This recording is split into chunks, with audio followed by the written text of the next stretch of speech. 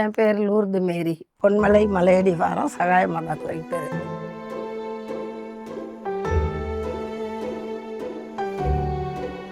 ஆயிரத்தி 1976 கல்யாணம் நடந்தது. அதுலேருந்து இது வரைக்கும் நாங்கள் இங்கே இந்த இடம் இருந்தது. எல்லாருமே பிடிச்சி கட்டினாங்க, நாங்களும் கட்டினோம். அதுலேருந்து இத்தனை வருஷமாக இருக்கோம். நாங்கள்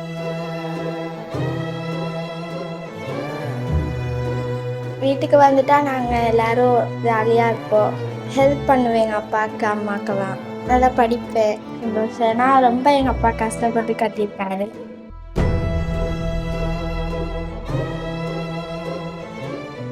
அதனால இங்கே வீட்டில் இருக்க எனக்கு ரொம்ப ஜாலியாக இருக்கும்.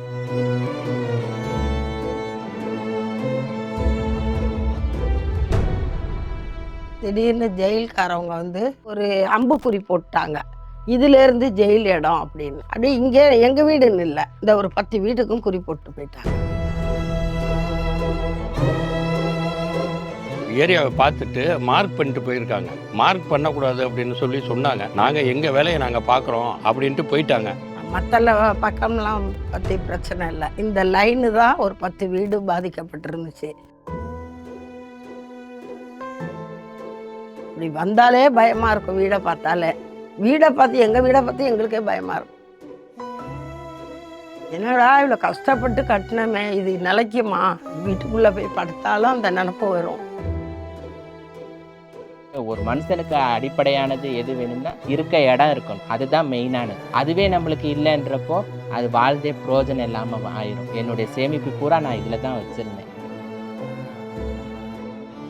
இடம் மட்டும் இருந்துச்சுன்னா கூட ரைட்டுன்னு சொல்லலாம். வீடு செலவு பண்ணி எல்லாருமே கட்டிட்டாங்க. இந்த ஏரியா ஃபுல்லாக கிட்டத்தட்ட ஒரு 60 வீடு இருக்கும் இந்த லைனே ஃபுல்லாக. அந்த இடமே இல்லாதபடிக்கு பண்ணிட்டாங்க.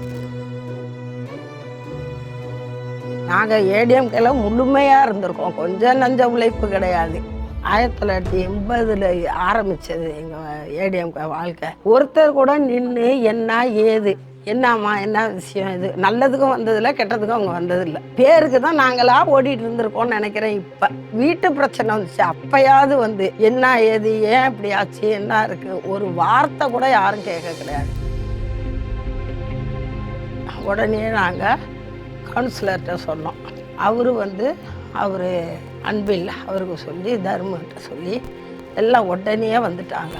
இவர் மகேஷ் பொய்யாமலையா எங்கள் வீட்டுக்கிட்ட நிப்பாட்டி வீட்டை சொல்லி காட்டி, அக்கா அதை சொல்லுவாங்கன்னக்குள்ள அவர் சொன்னார். என்னம்மான்னு கேட்டார். இல்லைங்க, நாங்கள் இத்தனை வருஷமாக இருக்கோம், வரியெல்லாம் கட்டியிருக்கோம், திடீர்னு இடிக்கிறேன்றாங்க, பயமாக இருக்கு. கவலைப்படாதீங்க, அவர் சொல்லிட்டு போன வார்த்தை, கவலைப்படாதீங்க, நாங்கள் இருக்கோம், தைரியமாக இருங்க. ஒன்று இந்த லைனில் இருக்கிற எல்லா மக்களுக்குமே மக்கியானாலே அமைச்சர் வந்துட்டாங்க.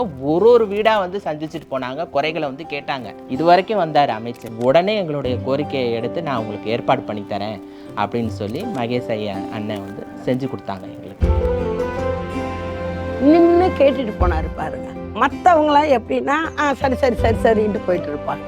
அவர் நின்று அந்த வார்த்தையை கேட்டு கோயிலில் உட்காந்து எல்லாத்துலேயும் ஆறுதலாக பேசி பட்டா வாங்கி கொடுத்துட்டாங்க. அப்போ நாங்கள் நன்றிக்கு ஏடிஎம்கே இருந்தா என்ன, குடும்பமே நாங்கள் மாறிட்டோம் டிஎம்கேக்கு. கோயில் மண்டபம் இருக்கு, அமைச்சர் வந்தாங்க. எல்லாத்துக்கும் அவங்க கையாலே ஒருத்தருக்கும் தனித்தனியாக வீடு யார் யாருக்கு இருக்கோ அவங்கவுங்க பேரை சொல்லி ஒருத்தருக்காக பட்டா கொடுத்து அது ஒரு நிகழ்ச்சியாக தான் நடத்தினாங்க. கோயிலில் வச்சு தான் கொடுத்தாங்க. அது எனக்கு மன திருப்தியாக இருக்குது. ஏன்னா அந்த கோயிலில் தான் நாங்கள் எல்லா மனு எழுதினோம். அதே கோயிலில் எங்களுக்கு பட்டா கொடுத்தாங்க. எங்களுக்கு ஆதரவு கொடுத்தது டிஎம்கேக்காரவங்க தான். மன நிம்மதியோடு இருக்கோம், பரிபூர்ண நிம்மதியாக இருக்கிறோம். மகேஷ் பொய்யாமலி எங்கள் மனசுலேயே இருக்கார். என்றைக்கும் நாங்கள் மறக்க மாட்டோம். திரும்ப அவரே வரணும்.